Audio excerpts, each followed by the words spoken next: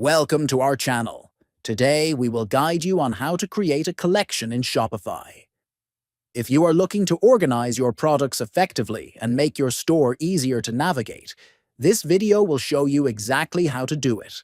First, open Shopify on your web browser.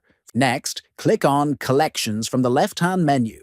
Then, click on the Add Collection button to start creating a new collection. After that, enter a title for your collection and write a description that clearly explains what the collection includes. Next, in the Product section, click on Browse and choose the products you want to include in this collection. Then, go to the Search Engine Listing section.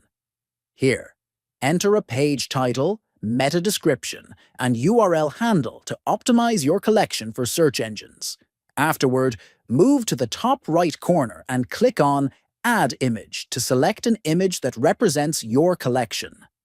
Finally, review all the information and click Save at the top to publish your collection. Creating a collection in Shopify is a simple way to organize your products, improve navigation for your customers, and enhance your store's search engine presence. If you found this video helpful, make sure to subscribe to our channel, give this video a like,